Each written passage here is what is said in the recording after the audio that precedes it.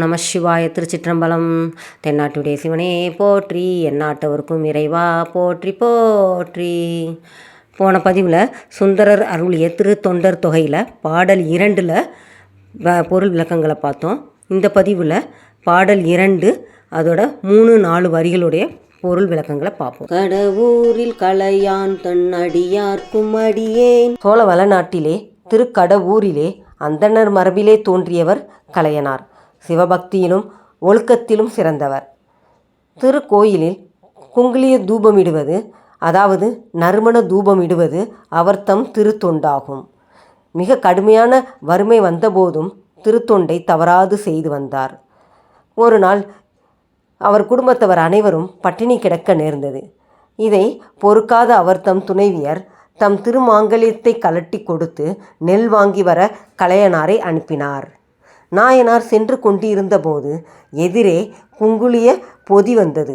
உடனே கலையனார் தன் மனைவி கொடுத்தனுப்பிய தாலியை கொடுத்து குங்குலியம் வாங்கி பசியை மறந்து இறைவன் சன்னதி அடைந்து குங்குலிய தீபம் பணியில் ஈடுபட்டார்.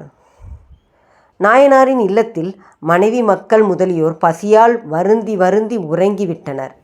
சிவபெருமான் அவ்வில்லம் முழுவதும் பொற்குவியலும் நெற்குவியலும் பிறவும் நிரம்ப அருள் செய்தார். அதை அம்மையாருக்கு கனவில் உணர்த்தினார். திருக்கோயிலில் பணி செய்து கொண்டிருந்த நாயனாருக்கும் தெரிய செய்தார். குங்குலிய கலைய நாயனாருக்கு அடியவருக்கு அமுதூட்டி தம் திருத்தொண்டை குறைவர செய்து வந்தார். இன்னொரு நாளில் திருப்பனந்தாளில் சிவலிங்க திருமேனி சாய்வுற்றது. மன்னன் சிவலிங்க திருமேனியை சாய்வை நீக்கி நிமிர்த்தி வழிபட விரும்பினான். யானை சேனைகளால் கயிறு கட்டி நிமிர்த்தி பார்த்தான், இயலவில்லை. இதை கேள்வியுற்ற குங்குலிய நாயனார் திருப்பனந்தாள் சென்றார். சிவலிங்கத்தில் பூட்டியிருந்த கயிற்றை தன் கழுத்தில் கட்டி இருந்தார். அடியவரின் அன்பு கயிற்றில் இழுப்புக்கு சிவலிங்கம் நிமிராதிருக்குமோ? சிவலிங்கம் நிமிர்ந்தது. மன்னன் நாயனாரை வணங்கி திருக்கோயில் திருப்பணி செய்து முடித்தான். ஒரு நாள் திருக்கடவூருக்கு திருஞான சம்பந்தரும் திருநாவுக்கரசரும் வந்தார்கள்.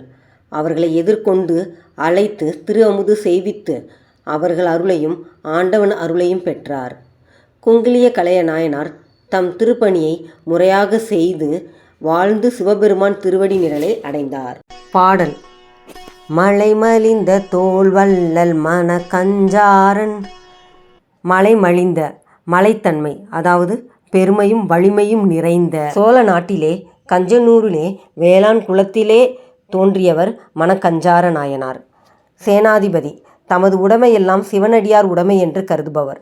சிவனடியார்கள் குறிப்பறிந்து கொடுப்பவர்.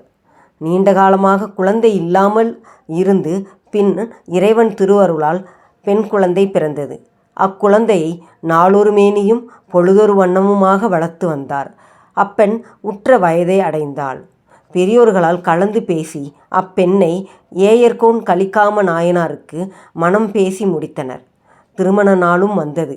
மாப்பிள்ளை மணமகள் இல்லத்திற்கு வருவதற்கு முன்னால் சிவபெருமான் சிவனடியார் வேடம் தாங்கி நாயனார் வீட்டிற்கு வந்தார். என்ன விசேஷம் என விசாரித்தார். மணக்கஞ்சார நாயனார் சிவனடியாரிடம் தன் மகளுக்கு திருமணம் என்று சொல்லி மணமகளை வணங்கச் செய்தார். மணக்கோலத்தில் இருந்த பெண்ணை பார்த்தார். அடியார் மணக்கஞ்சாரரிடம், உன் மகளின் இந்த நீண்ட அடர்ந்த கூந்தல் என்னுடைய பஞ்சவாடிக்கு, அதாவது மார்பில் அணியும் பூநூல் உதவக்கூடும் என்றார். உடனே மணக்கஞ்சார நாயனார் தமது உடைவாளை உருவி தன் மகளின் கூந்தலை அறுத்து சிவனடியாரிடம் நீட்டினார். அதை வாங்குவார் போல் நின்ற பெருமான் தாம் ஏற்ற கோலத்தை மறைத்து உமாதேவியருடன் சிவபெருமான் விடைமேல் காட்சியளித்து அருளினார். வெட்டிய கூந்தல் முன்போல் வளர்ந்தது. ஏயர்கோன் கலிக்காம நாயனார் அப்பெண்மணியை மணந்து தம் ஊர் சென்றார். விளக்கம். சிவனடியார்கள் கேட்பதை மறுக்காமல் கொடுக்க வேண்டும் என்ற கொள்கை உறுதியுடையவர் மணக்கஞ்சார நாயனார். அவர் தம் திருமகளும் தந்தை சொல்மிக்க மந்திரமில்லை என்ற உணர்வு உடையவர். ஆதலில் திருமண நாளன்று சிவனடியார் கேட்க நினைத்ததை கொடுத்து அதனால் சிவகதியும் பெற்றார் நாயனார். திருச்சிற்றம்பலம்.